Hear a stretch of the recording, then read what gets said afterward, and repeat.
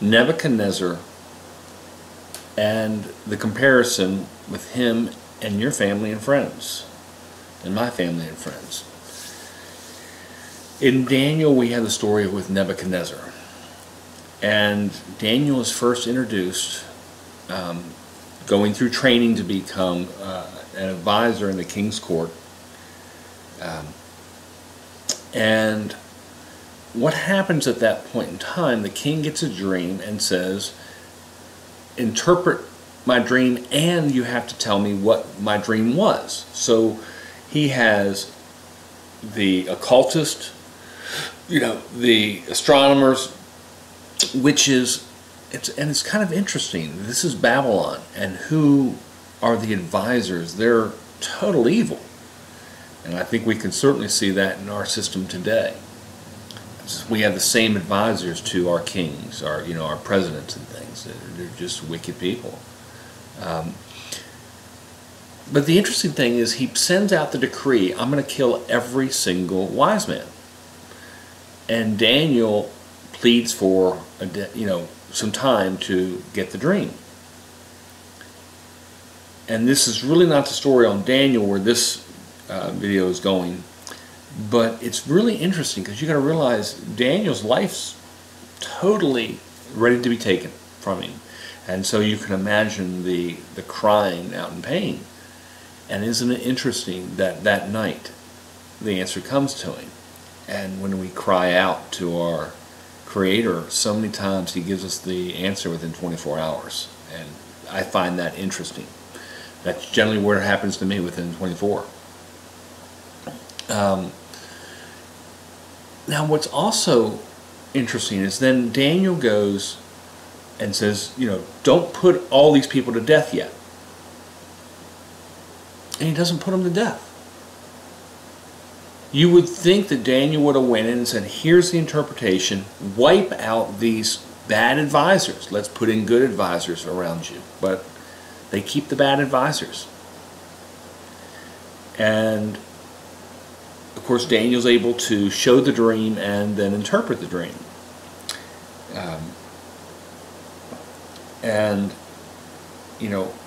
While we always think of the feet of clay and iron getting busted, what it actually says is that's where it starts, and it just keeps pounding on everything until the gold, the bronze, the silver, they're like chaff. Chaff is I know of chaff as a military term. It's small pieces of like aluminum foil that we shoot out because it picks up a radar signal, and you can actually hide a ship with chaff, just a small ball of chaff, because it reflects the radar so heavily. So it's in planes, it's basically everything. It's a great way of reflecting radar and showing a bigger radar signal than what's actually there.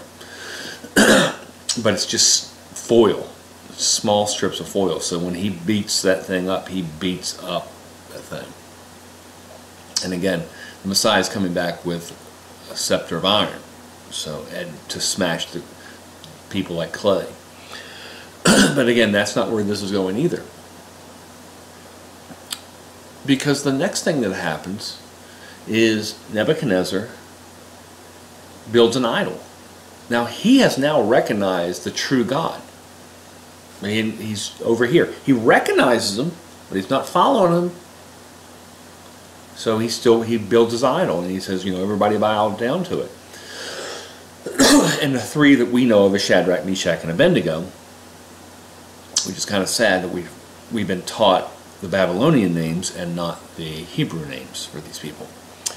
But they don't bow down, and so they're thrown into the fiery furnace, which is 7 times hotter, burns the ropes off of them,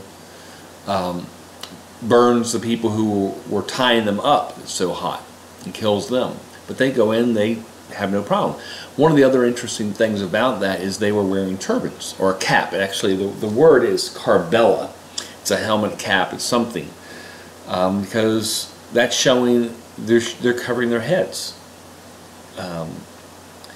And again, I cover my head. So it's an interesting thing that these people who were not Levites, they were from the tribe of Judah, are covering their heads.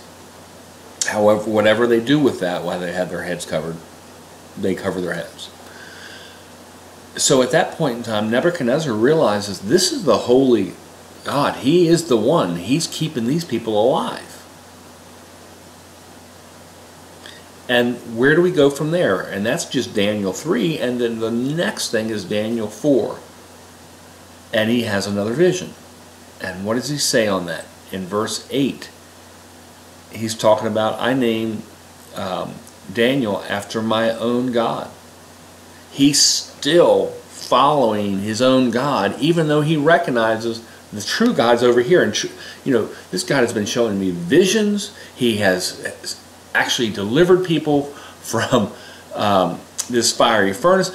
Everything is showing me who the real God is, and I'm still over here. I'm still over here. So when we try to think, oh wow, we'll be able to show our family and friends what the truth is, we've got, as long as we have the right argument, we can win. Nebuchadnezzar stayed over here and we're thinking an argument's going to win. Nebuchadnezzar had visions that were interpreted. The dream was shown to him. That's only going to come from the one above. And he says, okay, that's the one who's able to do this. I'm worshiping over here. And then I see people that can't get burned. They don't even have the smell of fire on them. I know the holy God. I'm worshiping over here. Just something to think. You're not going to knock the callousness off their eyes.